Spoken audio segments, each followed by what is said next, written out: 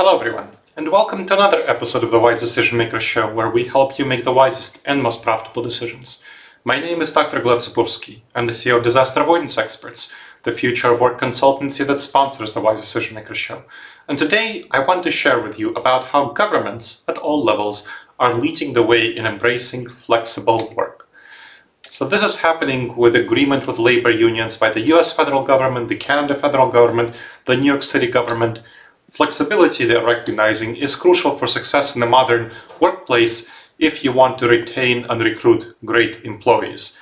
And given that there are so many empty spaces for employees, empty roles, unfilled vacancies, whatever you call them, in government, and they are not able to afford to pay them as much as private companies, governments need to be especially thoughtful about how to retain and recruit good employees, and they are negotiating with labor unions on how to do so.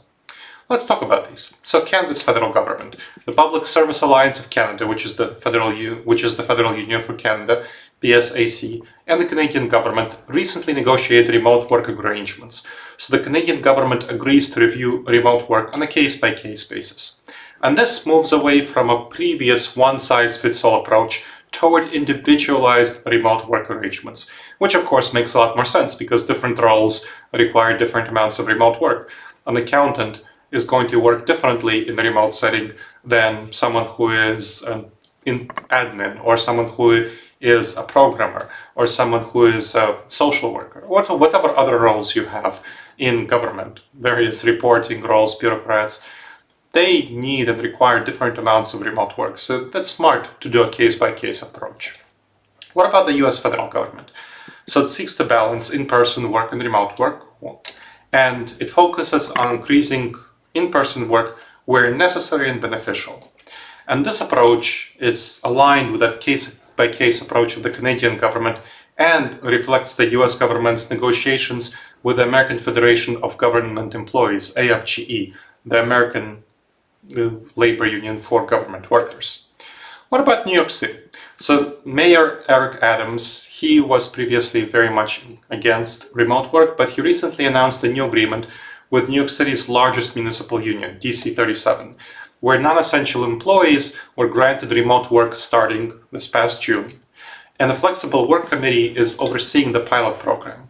So the mayor reluctantly recognized the need for flexibility because of the high vacancy rates, and if you wanted to retain employees, this was clearly a strong demand from workers, including the union. So New York City's decision sets a global precedent for work flexibility at the local level.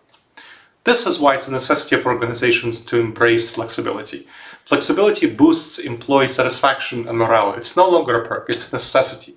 So negotiations with the free labor unions show that workers really value remote work and hybrid work, and companies that accommodate flexibility in organizations, municipalities, governments, that's how they can attract and retain top talent.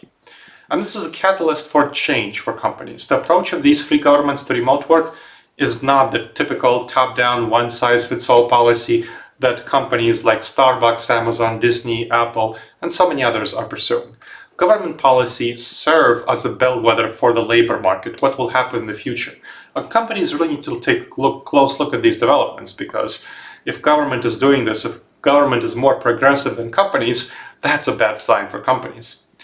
So this is what the private sector needs to really think about. Assess the landscape, identify positions that are friendly for remote and hybrid work, evaluate the feasibility of flexible work for these positions, use and assess the necessary tools and infrastructure that you have for them and that you need to acquire for them, and establish clear guidelines for expectations for remote and hybrid work, communication protocols and performance metrics, and procedures for how you request and approve flexible work arrangements. You also want to make sure that you think about two issues: technology and trust. Investing in technology and providing the necessary tools for people to work remotely involves things like video conferencing, secure access, cloud-based collaboration, and foster a culture of trust. You want to empower employees to manage their schedules and workloads and focus on performance, not on what they're doing at what time. Focus on open communication, feedback, and transparency, and build trust and maintain strong working relationships. Again, focusing on outcomes, not where people do things. Now, review and adapt your flexible work policy as needed. So regularly review and assess your policy, make adjustments as needed, get feedback from employees in making adjustments, and identify areas for improvement over time. As part of doing so, address potential roadblocks and improve them. What are the effects of flexibility? Now, governments lead the way in embracing flexible work. Private sector really must follow suit if it's to retain top talent. This is very clear.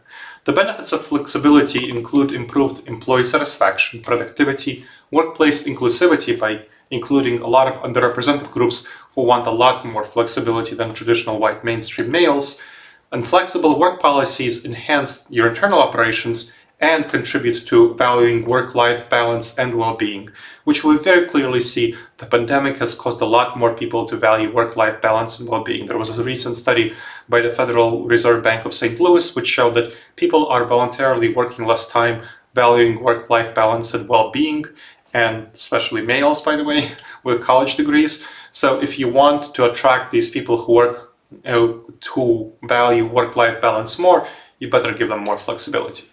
Now, the social impact of flexible work policies is also important. It benefits cities and local communities because it reduces traffic congestion, improves air quality, and decreases demand for office space, making cities more livable, more sustainable and resilient, creating a very nice urban environment. So flexible work policies can help address issues like gender inequality through more equal workforce participation. Alright everyone, I hope you enjoyed this episode of the Wise Decision Maker Show. Please make sure to subscribe wherever you check the show and leave a review. It helps others discover the show and it helps us improve the show.